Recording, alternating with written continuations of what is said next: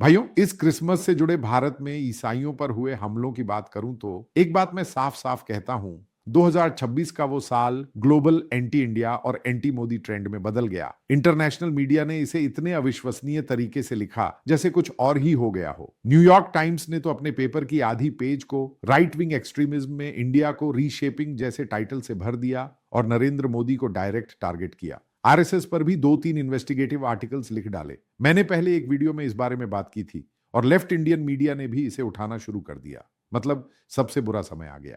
Indian origin के लोग जो ग्लोबल लेवल पर काम कर रहे हैं, जैसे कश पटेल, उसके क्रिसमस विश के नीचे अमेरिकन और दूसरे लोग कमेंट कर रहे हैं कि भारत वापस जाओ।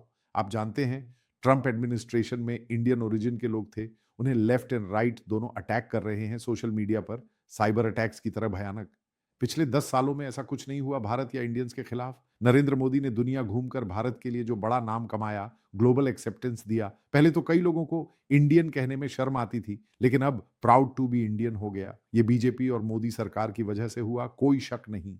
इंडियन ओरिजिन के लोग ऑस्ट्रेलिया, न्यूजीलैंड, दुनिया के कई देशों में पॉलिटिक्स में हैं, की पोजीशंस पर, लेकिन अब उन्हें अटैक किया जा रहा है। ये देखकर संघ परिवार वालों को अक्ल आनी चाहिए कि ये नहीं करना था, क्योंकि हर चीज की एक लक्ष्मण रेखा होती है और तुमने वो क्रॉस कर दी। अब ग्लोबल मीडिया और कम्युनिटी भारत, इंडियंस और यहाँ की सरकार के खिलाफ हो गई। ये क्रिसमस अटैक्स को हुए सिर्फ 7, 8, 9 दिन हुए हैं और ये ग्लोबल ट्रेंड बन गया।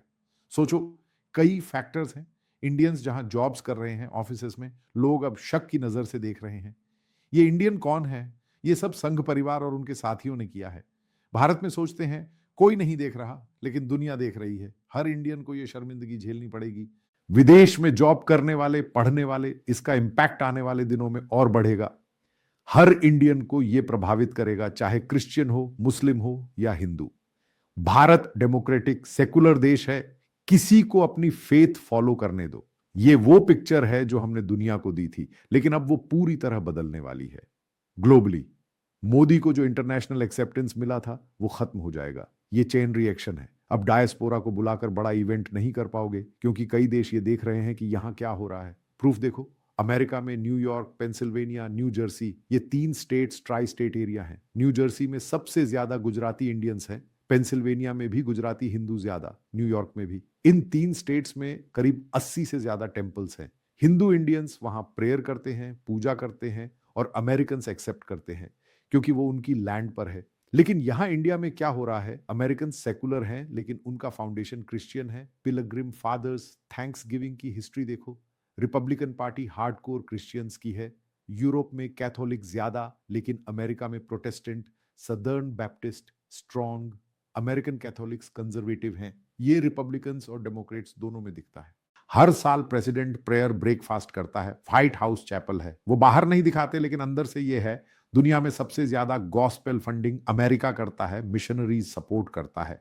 एक simple example, president Trump hardcore Christian है, जो बाइडेन जैसा नहीं। उनके एडमिनिस्ट्रेशन में नए लोग भी वही। इसीलिए भारत में ये अटैक्स अमेरिका में फीड हो रहे हैं। अमेरिका ने यहां इतना इन्वेस्ट किया है, सीआईए का बड़ा नेटवर्क है, इंडियन ओरिजिन वाले लोग ही इसमें हैं, एक्टिव हैं। लिबरलाइजेशन के बाद अमेरिकन इन्वेस्टर्स आए, इंडिया उनका अलाइड है। अब हर डिसीजन इंडिया के खिलाफ सावधानी से होगा। इंडिया में क्रिश्चियन फोरम्स, एसोसिएशंस हैं, वो मैसेज पहुंचा रहे हैं।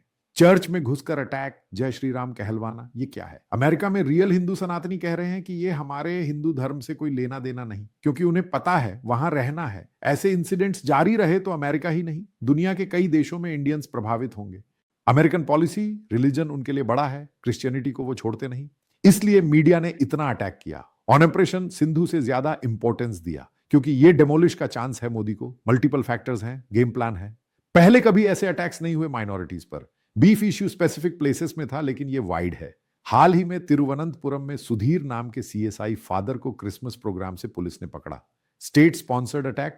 कहां है फोर्स्ड कन्वर्शन? ये मजाक नहीं। ग्लोबल कंट्रीज जो मोदी से अच्छे रिलेशंस रखते हैं, इसे सीरियस लेंगे। ये आइसोलेटेड नहीं।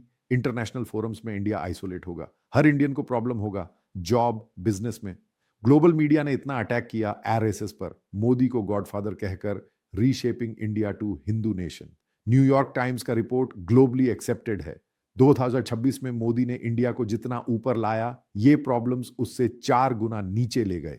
काश 2025, 2026 ऐसा ना हो। इंडिया वो है जहां सब अपनी फेथ फॉलो करें बिना डिस्टरबेंस।